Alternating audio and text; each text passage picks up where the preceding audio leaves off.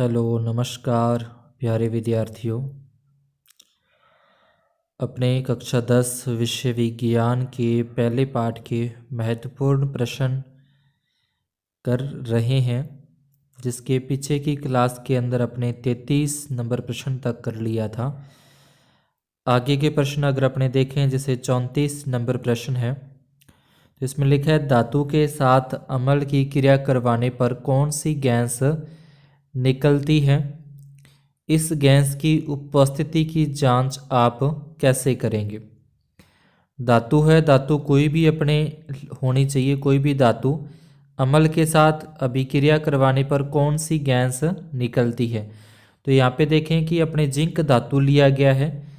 Zinc धातु की sulphuric अम्ल के साथ अभिक्रिया करवाएं तो ये जिंक सल्फेट बनता है और हाइड्रोजन गैस निकलती है। तो उसने पूछा है कौन सी गैस निकलती है, तो हाइड्रोजन गैस। जब अम्ल किसी धातु के साथ क्रिया करता है, चाहे वह कोई भी धातु हो, तो सामान्यतः हाइड्रोजन गैस विमुक्त होती है या निकलती है। इस गैस की उपस्थिति की जांच आप कैसे करोगे। तो जहाँ पे ये गैस निकल रही है, उस गैस के पास अपने जलती हुई मोमबत्ती ले जाते हैं। जलती हुई मोमबत्ती से अगर फटफट की आवाज़ अगर अपने आती है, तो इसका मतलब वो हाइड्रोजन गैस है। और अगर वो मोमबत्ती बुझ जाती है, तो इसका मतलब कार्बन डाइऑक्साइड गैस निकलती है। तो इस तरीके से अपने इसकी जांच कर सकते हैं। हाइड्रोजन गैस की उपस्थिति की जांच के लिए गैस के समीप, यानी कि जहाँ से गैस निकल रही है, जिस नलकी में से समीप एक जलती हुई मोमबत्ती ले जाने पर वहाँ पर पटाखे जैसी फटफट की आवाज़ आती है, तो यह सिद्ध करती है कि उत्पन्न होने वाली गैस हाइड्रोजन है। 35 नंबर प्रश्न है, अम्ल को तनुकृत करते समय यह क्यों अनुशंसित किया जाता है, यानी कि क्यों ये कहा जाता है कि अम्ल को जल में मिलाना चाहिए, न कि जल को अम्ल में। मान लो कि अपने पास एक परखनली है और इस परखनली के अंदर अपने कुछ जल है इस परखनली के अंदर, और इधर कोई बड़ा सारा अपना थर्मस है और उस थर्मस के अंदर यहाँ कोई बोतल है जिसके अंदर अम्ल भरा हुआ है। अभी प्रश्न ये कह रहा है कि इस अम्ल के अंदर अपने को जल क्यों नहीं मिलाना चाहिए, यानी कि अम्ल जो है, अम्ल के अंदर ये जल क्यों नहीं मिलाना चाहिए जल की बल्कि ऐसा कहा जाता है कि अम्ल को इस जल के अंदर मिलाना चाहिए। तो ऐसा क्यों होता है। तो अम्ल को तनुकृत, पहले तो देखना है अपने को तनु क्या होता है और सांद्र क्या होता है। तनु का मतलब हो गया जिसमें जल की मात्रा ज़्यादा हो, और ये जो अम्ल है, अम्ल की मात्रा थोड़ी सी हो, वो तो होता है तनु। और सांद्र का मतलब होता है जिसमें अम्ल की मात्रा ज़्यादा हो और जो जल है उसकी मात्रा क्या हो, कम हो। तो सांद्र का मतलब जिसके अंदर अम्लता है या अम्ल है, क्षार है, उसकी जो मात्रा है वो ज़्यादा होती है, और यानी कि और जल की मात्रा कम होती है। तो यहाँ पे उत्तर हो जाएगा इसका, अम्ल को तनुकृत करने के दौरान कभी भी इसमें जल नहीं मिलाना चाहिए, क्योंकि जल को अम्ल में मिलाने पर उत्पन्न ऊष्मा की मात्रा बहुत अधिक होती है, जिसके कारण मिश्रण पात्र से बाहर भी आ सकता है या समीप खड़े व्यक्ति को हानि भी पहुंचा सकता है। तो इसलिए अपने को ये बोला जाता है कि अम्ल के अंदर जल को नहीं मिलाना चाहिए। जल के अंदर, यानी कि जल के अंदर थोड़ा सा अम्ल अपने मिला सकते हैं तनुकृत करने के लिए। उसके बाद 36 नंबर प्रश्न, जल की अनुपस्थिति में अम्ल का व्यवहार अम्लीय क्यों नहीं होता। तो इसका उत्तर हो जाएगा, जल की अनुपस्थिति में, यानी कि जल की अनुपस्थिति, जल नहीं है, जल की अनुपस्थिति में अम्लों से हाइड्रोजन आयन का विलयन नहीं होता, यानी कि हाइड्रोजन आयन है वो मुक्त नहीं होते, क्योंकि हाइड्रोजन आयन ही अम्लों के अम्लीय व्यवहार के लिए उत्तरदायी होता है। अब कोई भी विलयन है वो अम्लीय कब होगा, जब उसके अंदर H+ आयन्स होंगे, हाइड्रोजन आयन अगर मुक्त होते हैं तभी वो अम्लीय होता है। अतः इसकी अनुपस्थिति में अम्ल अम्लीय व्यवहार प्रदर्शित नहीं कर सकते। अगर हाइड्रोजन आयन की उपस्थिति नहीं है, हाइड्रोजन आयन अनुपस्थित है, तो वो जो विलयन है वो अम्लीय व्यवहार प्रदर्शित नहीं करता। तो इसका उत्तर दोबारा देख लें। जल की अनुपस्थिति में अम्लों से हाइड्रोजन आयन का विलंघन नहीं होता, या यूँ कह लें कि मुक्त नहीं होते, विघटन नहीं होता, क्योंकि हाइड्रोजन आयन ही अम्लों के अम्लीय व्यवहार के लिए उत्तरदायी हैं। अतः इनकी अनुपस्थिति में अम्ल अम्लीय व्यवहार प्रदर्शित नहीं कर सकते। आगे 37 नंबर प्रश्न है, प्लास्टर ऑफ पेरिस, जिसको अपने POP शॉर्ट नाम भी होता है, कई बार POP का पूरा नाम पूछ लेता है, को आदर रोधी बर्तन में क्यों रखा जाना चाहिए? तो अपने को ध्यान रखना है कि प्लास्टर ऑफ पेरिस जो होता है वो नमी के संपर्क में, या यूं कह लें कि जल के संपर्क में आने पर एक कठोर पदार्थ बन जाता है। तो वो कठोर न बने इसलिए उसको आर्द्रता रोधी पदार्थ के अंदर रखा जाता है। तो इसका उत्तर देखें, प्लास्टर ऑफ पेरिस नमी जल के संपर्क में आने पर लेई जैसा पदार्थ बन जाता है तथा शीघ्रता से कठोर क्रिस्टलीय ठोस यानी कि जिप्सम में परिवर्तित हो जाता है। अतः प्लास्टर ऑफ पेरिस को आदर रोधी बर्तन में रखा जाता है। तो किस तरीके से जिप्सम बनता है जल के साथ अभिक्रिया करके, वो अपने आगे प्रश्न में देखेंगे। 38 नंबर प्रश्न है, अम्लों के सामान्य गुण लिखो। तो ये अम्लों के गुण, क्षारों के गुण अपने को अच्छे से याद रखने हैं। अम्लों के गुण है, इनका स्वाद खट्टा होता है, ये नीले लिटमस को लाल कर देते हैं, धातुओं के साथ क्रिया करके हाइड्रोजन गैस उत्पन्न करते हैं, ये क्षारकों के साथ अभिक्रिया करके लवण व जल बनाते हैं। तो उसके बाद 39 नंबर प्रश्न है, pH स्केल किसे कहते हैं? तो इसका उत्तर हो जाएगा, किसी विलयन में उपस्थित हाइड्रोजन आयन की सांद्रता ज्ञात करने के लिए एक स्केल विकसित किया गया जिसे pH स्केल कहते हैं। तो हाइड्रोजन आयन की सांद्रता ज्ञात करना, ध्यान रखना है कि pH स्केल से क्या होता है, हाइड्रोजन आयन की सांद्रता ज्ञात करने के लिए। 40 नंबर प्रश्न है, pH स्केल में P का क्या अर्थ है? तो P एक जर्मन शब्द पुंसांस से बना है जिसका अर्थ है शक्ति, और अगर H का अर्थ पूछे तो H का अर्थ है हाइड्रोजन आयन। उसके बाद 41 नंबर pH स्केल का चित्र, तो इस तरीके से आपको इसका चित्र बना देना है। इसके बाद 42 नंबर प्रश्न है, पकौड़ों को स्वादिष्ट व खस्ता बनाने के लिए किसका उपयोग किया जाता है? तो बेकिंग सोडा, जिसका रासायनिक सूत्र या रासायनिक नाम है sodium hydrogen carbonate. Sodium hydrogen carbonate, जिसको अपने बेकिंग सोडा बोलते हैं। आगे प्रश्न संख्या 43, बेकिंग सोडा का रासायनिक नाम, जैसे अभी अपने पर पढ़ा, सोडियम हाइड्रोजन कार्बोनेट, इसका नाम लिखना है, सूत्र क्या है, बनाने की विधि और इसके कोई दो उपयोग। तो सबसे पहले सूत्र आ जाएगा सोडियम हाइड्रोजन कार्बोनेट यानी कि NaHCO3, ये इसका रासायनिक नाम हो गया सोडियम हाइड्रोजन कार्बोनेट।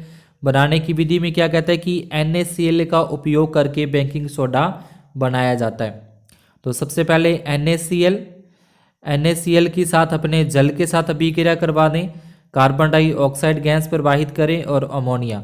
तो इन सभी का ध्यान रखना है। एक नंबर पे हाइड्रोजन जल आ जाएगा, कार्बन डाइऑक्साइड और अमोनिया। तो ये तीनों की जब आपस में अभिक्रिया होती है, रिएक्शन होती है, तो अमोनिया क्लोराइड बन जाता है एक, तो अमोनिया क्लोराइड, और साथ में ये अपना बेकिंग सोडा आ जाएगा NaHCO3, सोडियम हाइड्रोजन कार्बोनेट। अब इसका उपयोग पूछा है, तो इसका उपयोग सोडा का अग्निशमक यंत्र में किया जाता है, खाद्य पदार्थों में बेकिंग पाउडर के रूप में इसका उपयोग किया जाता है।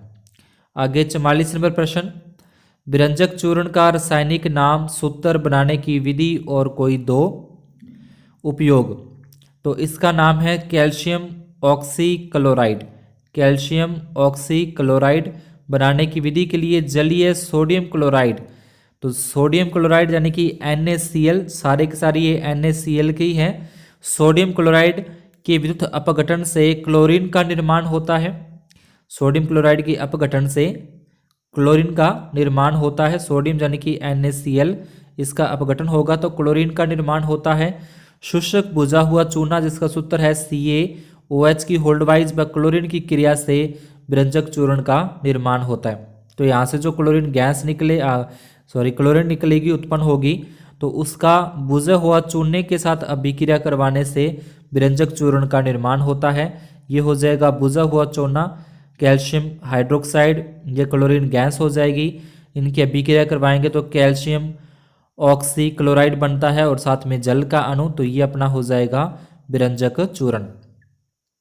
इसका उपयोग कहाँ होता है? पेयजल को जीवाणु मुक्त व रोगाणु मुक्त करने के लिए। दूसरा है वस्त्र उद्योग में सूती व लिनेन के विरंजन के लिए, यानी कि सूती वस्त्र उद्योग है उसमें विरंजन के लिए इसका उपयोग होता है। और जल के अंदर अपने जीवाणु मुक्त या रोगाणु मुक्त करने में इसका उपयोग किया जाता है। आगे 45 नंबर है धोने का सोडा का रासायनिक नाम, सूत्र और बनाने की विधि और 2 उपयोग। तो इसका हो जाएगा धोने का सोडे को बोलते हैं सोडियम कार्बोनेट हो जाएगा। ये सोडियम कार्बोनेट का सूत्र हो गया सोडियम कार्बोनेट और साथ में 10 अणु जल के। बनाने की विधि तो इसका है जो बेकिंग सोडा अभी अपने पर पड़ा, बेकिंग सोडा को गर्म करने पर सोडियम कार्बोनेट प्राप्त होता है। इसके पुण्य क्रिस्टलीकरण से धोने का सोडा प्राप्त हो जाता है। तो बेकिंग सोडा जो पीछे पड़ा उसको गर्म करने पर सोडियम कार्बोनेट बनेगा। पहले उसको गर्म करेंगे तो सोडियम कार्बोनेट और इसका पुण्य क्रिस्टलीकरण करेंगे तो क्या हो जाएगा? धोने का सोडा प्राप्त हो जाता है। ये धोने के सोडे का सूत्र आ जाएगा सोडियम कार्बोनेट Na2CO3 और 10 अणु है वो जल के। इसका उपयोग कांच, साबुन, कागज उद्योग में होता है। जल की स्थायी कठोरता हटाने के लिए इसका उपयोग किया, यानी कि जल को शुद्ध करने के लिए भी इसका उपयोग किया जाता है। 46 नंबर प्रश्न है प्लास्टर ऑफ पेरिस का रासायनिक नाम, सूत्र व बनाने की विधि व कोई 2 उपयोग लिखने हैं। तो प्लास्टर ऑफ पेरिस का इंपॉर्टेंट है याद रखना, कैल्शियम सल्फेट अर्धहाइड्रेट। अर्धहाइड्रेट का मतलब आधा अणु जल का होता है और कैल्शियम सल्फेट, ये तो कैल्शियम सल्फेट आ जाएगा और ये आधा अणु जल का अर्धहाइड्रेट। बनाने की विधि के लिए जिप्सम को 373 केल्विन, याद रखना कि ये पूछ सकता है कि जिप्सम को कितने डिग्री टेम्परेचर पर गर्म करने पर प्लास्टर ऑफ पेरिस बनता। तो 373 केल्विन पर गर्म करने पर जल में अणुओं का त्याग कर कैल्शियम सल्फेट अर्धहाइड्रेट बनाता है। तो ये जिप्सम का सूत्र हो जाएगा पूरा का पूरा 373 केल्विन पर गर्म करने पर ये प्लास्टर ऑफ पेरिस यानी कि कैल्शियम सल्फेट अर्धहाइड्रेट का निर्माण कर लेता है। और इसके बाद इसके 2 उपयोग हैं। तो इसका उपयोग खिलौने बनाने में किया जाता है। डॉक्टरों द्वारा टूटी हुई हड्डियों को सही जगह पर स्थिर करने हेतु इसका उपयोग किया जाता है। उसके बाद अम्लीय वर्षा 47 नंबर प्रश्न, जब वर्षा जल में pH का मान 5.6 से कम हो जाए तो ऐसी वर्षा अम्लीय वर्षा कहलाती है। 48 नंबर है यदि कोई धातु A के तनु HCl के साथ अभिक्रिया करता है तो बुदबुदाहट उत्पन्न होती है। इससे उत्पन्न गैस एक जलती हुई मोमबत्ती को बुझा देती है। यदि उत्पन्न यौगिकों में से एक कैल्शियम क्लोराइड है तो A का नाम बताइए। इस अभिक्रिया के लिए एक संतुलित रासायनिक समीकरण लिखिए। तो जब ये मोमबत्ती को बुझा देती है तो सीधी सी बात इसमें कार्बन डाइऑक्साइड गैस निकलेगी। और जो ए का नाम पूछ रहा तो ए का नाम हो जाएगा कैल्शियम कार्बोनेट यानी कि CaCO3, ये कैल्शियम कार्बोनेट हो जाएगा। और इसकी अभिक्रिया यानी कि HCl के साथ, तो HCl के साथ करवाने के बाद ये कार्बन डाइऑक्साइड गैस उत्पन्न करती है और कैल्शियम क्लोराइड बनता है। तो इसकी जो रासायनिक संतुलित अभिक्रिया है वो कुछ इस तरीके की हो जाएगी। कैल्शियम कार्बोनेट 2 अणु हाइड्रोक्लोरिक अम्ल के कैल्शियम क्लोराइड और कार्बन डाइऑक्साइड गैस बनती है और प्लस में जल आ जाएगा। उसके बाद है शुष्क हाइड्रोक्लोरिक गैस शुष्क लिटमस पत्थर के रंग को क्यों नहीं बदलती। तो शुष्क है, शुष्क होने के कारण इसमें H+ आयन उत्पन्न नहीं करती। अब H+ आयन उत्पन्न नहीं करेगी तो लिटमस पत्थर पर किसी प्रकार का कोई प्रभाव नहीं पड़ता। उसके बाद है 50 नंबर धात्विक ऑक्साइड की प्रकृति कैसी होती है, तो क्षारीय होती है। उसके बाद फिर ये 51 इतना इंपॉर्टेंट नहीं है, 52 आ जाएगा। प्लास्टर ऑफ पेरिस की जल के साथ अभिक्रिया कर समीकरण लिखना है। तो ये प्लास्टर ऑफ पेरिस POP आ जाएगा, जल के साथ अभिक्रिया करवाते हैं तो वापस जिप्सम का निर्माण हो जाता है जो कि कठोर पदार्थ बन जाता है। तो इस तरीके से कुछ इंपॉर्टेंट प्रश्न हैं जो लघुतात्मक टाइप के थे। इसके बाद थोड़े बहुत प्रश्न और हैं जो निबधात्मक टाइप के होंगे, वो अपने करेंगे आगे नेक्स्ट क्लास में। जो चैनल पर नए हैं वो चैनल को सब्सक्राइब जरूर कर दीजिएगा, बेल आइकन को प्रेस करके ऑल पर सेट कर दें ताकि जैसे ही कोई नेक्स्ट वीडियो अपलोड होती है उसका नोटिफिकेशन आपको मिलता रहे। धन्यवाद, शुभ दिन।